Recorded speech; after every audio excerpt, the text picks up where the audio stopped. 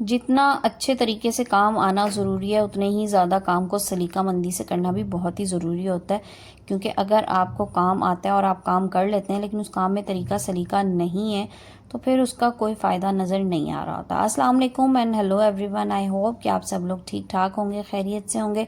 Welcome back to my YouTube channel. तो आज की वीडियो में आप लोगों के साथ मैं कुछ ऐसी रोज़मर्रा के कामों में इस्तेमाल होने वाली टिप्स एंड ट्रिक्स शेयर करूंगी जिनसे आपका काम निहायती सलीकामंदी से हो जाएगा। ऐसा होता है ना कि बाज़ लोग जो है ना वो बहुत तेज़ी से भी काम कर लेते हैं और उन्हें हर काम का पता भी होता है, लेकिन उनके काम में ना कुछ सलीका नज़र नहीं आ रहा होता। और उसकी वजह ये होती है कि वो छोटी छोटी चीज़ों को ना इग्नोर करते जाते हैं। जैसे कि लेट से अगर हम किचन में काम कर रहे हैं ना, तो अगर आप साथ ही साथ अपने किचन को क्लीन नहीं करेंगे, आपका किचन बहुत ज़्यादा मेसी हुआ होगा, तो उससे क्या होगा कि देखने वाले को ऐसा हरगिज़ नहीं लगेगा यहाँ पर किसी बहुत ही ज़्यादा सलीकामंद इंसान ने काम किया, बल्कि ऐसा लगेगा कि यहाँ पे सिर्फ काम करके और उसको ख़त्म करने वाली बात हुई है। और उसकी वजह से जो है ना आपका बाद में काम जो है वो बढ़ जाता है, क्योंकि बाद में जब आपको चीज़ें समेटनी पड़ती हैं ना तो फिर वो काम लंबा हो जाता है। तो अच्छा यही है कि जब भी आप काम कर रहे हो ना, चाहे आप किचन में हो या घर में कोई भी आप काम कर रही हो, तो आपने साथ ही साथ चीज़ों को समेटते जाना है। उससे क्या होगा कि मैस जो है ना वो साथ साथ ख़त्म होता जाएगा। जैसे लेट से अभी आपको नज़र आ रहा होगा कि यहाँ पर जो है ना काउंटर टॉप साफ़ नहीं हुआ, तो इस सूरत में क्या होगा कि आप साथ ही साथ जो है ना, मैं हमेशा क्या करती हूँ कि अपने साथ कोई भी इस तरह सा जो भी किचन क्लीनिंग के लिए टॉवल वगैरह या जो भी कपड़ा वगैरह या माइक्रोफाइबर क्लॉथ जो भी आप यूज़ कर रहे हैं वो साथ साथ आप काउंटर टॉप पे मारते रहें। स्पेशली जब बच्चियां नया नया किचन में काम करना सीखती हैं ना, तो आप लोगों ने उनको ये वाली चीज़ें ज़रूर साथ साथ सिखानी है और समझानी है, क्योंकि यही एज होती है इसमें जो है ना काम बच्चा सीख जाता है। इवन अगर आप बच्चों को भी सिखा रहे हैं ना, ज़रूरी नहीं कि बच्चों को भी, अपने बेटों को भी सिखाएं कि जो भी काम कर रहे हो ना उसको सफाई के साथ आपने करना है, ठीक है जी। तो उससे क्या होगा कि बचपन से जो चीज़ें डेवलप होती हैं ना वो हमेशा सारी उम्र साथ चलती हैं। और अगर हम यही चीज़ें इग्नोर कर दें ना कि अभी हम बच्चों को नहीं मना कर रहे या नहीं सिखा रहे, वो बड़े होकर सीख जाएंगे, तो वो बड़ा मुश्किल हो जाता है। क्योंकि जो सीखने की, डेवलपमेंट की एज होती है ना वो यही होती है। और आपने ये खुद भी सुना होगा कि जो 1 से 3 साल तक की एज होती है, इसमें बच्चा सबसे ज़्यादा उसके जो मेंटल डेवलपमेंट होती है ना वो इसी एज में होती है।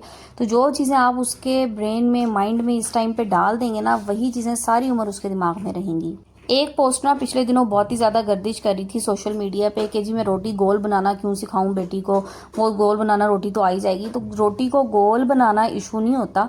ये ज़रूरी नहीं है कि रोटी गोल ही बन जाए। उसका मतलब हरगिज़ ये नहीं है कि कोई आपको कुछ कहेगा कि जी रोटी गोल क्यों नहीं बनी, ये किसी भी शेप की बन सकती है। ये सलीका होता है। तो और ये भी लाजमी नहीं है कि आप अगर बच्चियों को सिखा रही हैं या जो बच्चियों को नहीं सिखा रही वो ये सोच के नहीं सिखा रही कि इन्होंने काम नहीं करना आगे जाके, या जी हमें ज़रूरत नहीं है, हमारे पास हेल्पर्स वगैरह हैं। तो हेल्पर से भी काम वही बंदा ले सकता है जिसको काम करना आता होगा। ये आप इस बात को 100% अपने ज़हन में बिठा लें कि अगर आपको खुद काम करना नहीं आता ना, आपको सलीके से, तरीके से काम करने का नहीं पता, तो कोई हेल्पर आपका काम नहीं करेगा सलीके से, क्योंकि उसने तो काम चलाऊ करके चले जाना है। जब आपको खुद ही नहीं पता होगा कि मैंने काम करवाना कैसे है, या उसके सामने जब आप काम कर रहे होंगे तो आपके अपने काम में कोई तरीका नहीं होगा, तो हेल्पर से तो आप कभी भी ये उम्मीद मत रखें कि वो आपका काम अप टू द मार्क या 100% जो है ना वो एक्यूरेट कर रही होंगी। और वैसे भी ज़िंदगी में ना हर काम इंसान को खुद करना आना चाहिए। ज़रूरी नहीं है हर वक्त आपके पास कोई हेल्पर मौजूद हो या आपके पास कोई दूसरा हेल्पिंग हैंड हो जो आपके काम में आपकी हेल्प कर सके। कभी भी हैंडीकैप नहीं होना ये सोच के कि जी ये काम तो मैं कर ही नहीं सकता या मैं कर नहीं सकती, क्योंकि हर काम जो है ना वो इंसान को आना चाहिए। इतना ज़रूर आना चाहिए कि वो अपने एंड तक उस काम को कर सके।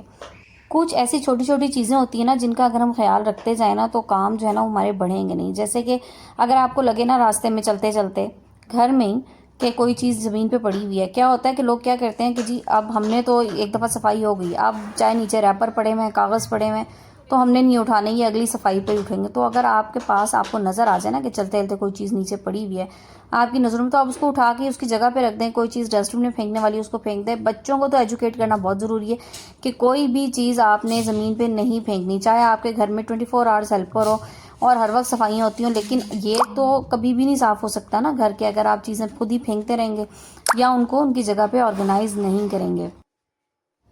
चीज़ों को उनकी जगह पे रखना ना बहुत ज़रूरी है। जिस चीज़ की जो जगह आपने घर में रखी है, मखसूस की है, उनको उसी की जगह पे रखें।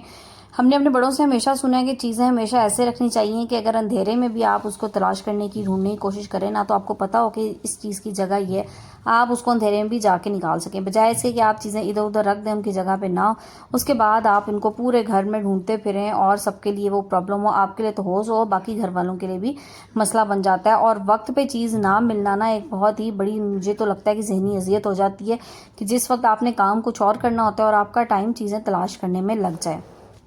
बिल्कुल इसी तरह से किचन की चीज़ों को रखने की जहाँ पे बात आती है, तो एक तो चीज़ ये है कि जो आपने किचन का जितना भी आपका ग्रोसरी का सामान है या जो चीज़ें भी हैं, उनको आपने सबसे पहले हमेशा जो है ना, रात में आपने ये चीज़ नोट करके रखनी है कि सुबह मैंने क्या क्या चीज़ मंगानी है, और जब चीज़ आ जाती है ना, तो फिर उसको किस किस तरह से किस किस जगह पे ऑर्गेनाइज करना है। इसी के साथ साथ अगली चीज़ जो आती है ना, जिस पे मैं बहुत ज़्यादा फोकस करती हूँ, वो इस तरह से आपके जो बेडशीट्स वगैरह है ना, इनको रखने की, या जो भी आपके कपड़े वगैरह वॉश होके आते हैं ना, तो साथ के साथ अगर आप ये करती हैं ना कि आपने साथ ही उनको प्रेस करवाना है या आयरन करवाना है या खुद से करना है, तो उनको आप वेरी नेक्स्ट डे जो है ना ये वाला काम कर लें। अगर आपने इसी तरह से उनको सिर्फ तय करके और उनको अपनी कबर्ड्स वगैरह में रखना है, वार्डरोब में रखना है, तो वो भी आप साथ के साथ कर लें। अच्छा, ये एक चीज़ बहुत ज़्यादा होती है, अक्सर लोग कहते हैं कि जी ये जो हमारे पास सरहाने होते हैं ना, ये जो तकिए कवर वगैरह होते हैं, पिलो कवर्स होते हैं, ये घूम जाते हैं, ये एट टाइम्स मिल नहीं रहे होते। तो इसके लिए ना मैं बड़ा आसान से एक काम करती हूँ कि एक बेडशीट के अंदर ना एक पिलो कवर डाल के, और जो उसका दूसरा पिलो कवर होता है ना, उसके अंदर ये बेडशीट एज इट इज़ डाल देती हूँ। इससे क्या होता है, एक तो ये स्पेस कम लेंगे,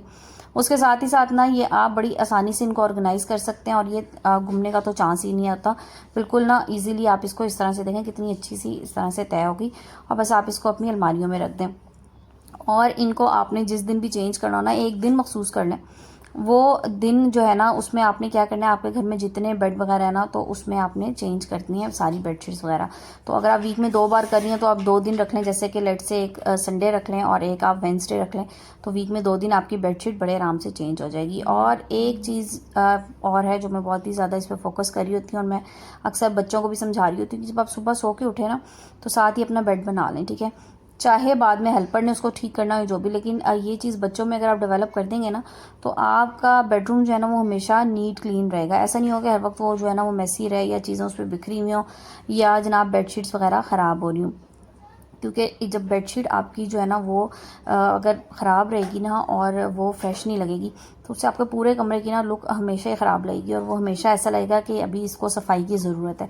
बेड अगर आपका ठीक से बना होगा ना, तो कमरा आपका हमेशा नीट एंड क्लीन लगेगा। तो जनाब छोटी छोटी सी चीज़ें हैं, इनका अगर ख्याल रखेंगे ना, तो इससे क्या आपका अपना ही फ़ायदा होगा, क्योंकि इससे आपका अपना वर्कलोड जो है ना वो बहुत ही कम हो जाता है। और किसी दूसरे पे तो डिपेंड करना बिल्कुल भी जो है ना बेवकूफ़ी है। अपने काम अगर आप खुद से छोटी छोटी चीज़ें मैनेज कर लेंगे ना, तो हेल्पर्स के होते हुए या हेल्पर के ना होते हुए भी आपको कोई मसला नहीं होगा, ठीक है जी। तो ये थी मेरी आज की वीडियो। आई होप आप लोगों को वीडियो पसंद आई होगी। वीडियो पसंद आए तो लाइक शेयर करके चैनल को सब्सक्राइब कर दीजिएगा। और जो लोग मेरी वीडियो वॉच करते हैं लेकिन कमेंट नहीं करते, तो प्लीज़ कमेंट भी ज़रूर किया कीजिए, क्योंकि कमेंट सेक्शन से ही मुझे पता लगता है कि आपको मेरी वीडियोस कितनी अच्छी लग रही हैं। वैसे आजकल बहुत अच्छा आप लोगों का रिस्पांस आ रहा है मेरी वीडियोस पे।